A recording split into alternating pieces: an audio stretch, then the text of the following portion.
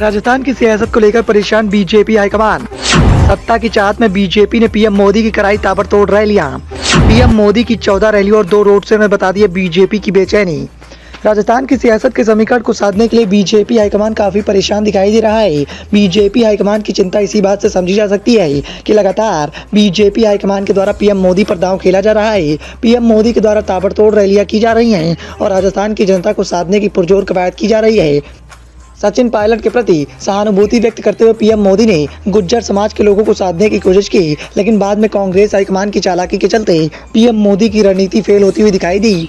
राजस्थान विधानसभा चुनाव में इस बार कांग्रेस और बीजेपी के बीच में कांटे का मुकाबला देखने को मिल रहा है। पीएम मोदी ने इस बार चुनाव में पूरी ताकत झोंक दी है।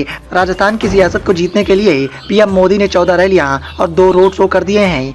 200 में से 102 सीटें जीतने का वायदा लगातार बीजेपी हाईकमान के द्वारा किया जा रहा है। इसके अलावा भारतीय जनता पार्टी ने 1 दर्जन से ज्यादा केंद्रीय मंत्रियों, डिप्टी सीएम, राष्ट्रीय नेताओं को चुनाव के प्रचार में उतार दिया है। पीएम मोदी 8 दिन तक राजस्थान में रहे, लगातार जनता की नब्ज टटोली, पूरी ताकत से कांग्रेस पर हमला किया।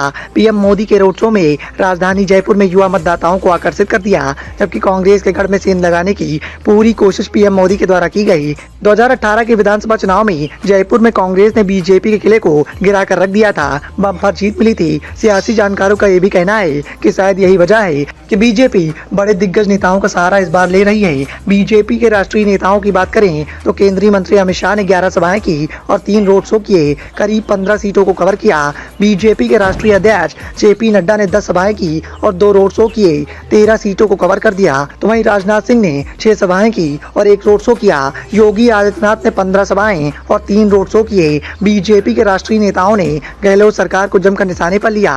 पेपर लीक से लेकर कानून व्यवस्था के मुद्दे तक राज्य सरकार को घेरा गया। राजस्थान में कांग्रेस के राष्ट्रीय अध्यक्ष रहे राहुल गांधी ने अंतिम चरण में प्रचार किया।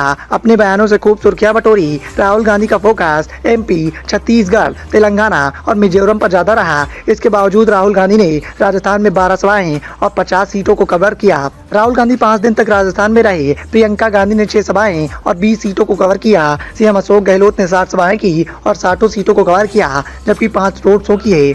कांग्रेस के राष्ट्रीय अध्यक्ष मल्लिकार्जुन खड़गे ने 6 सभाएं की और करीब 20 सीटों को कवर किया।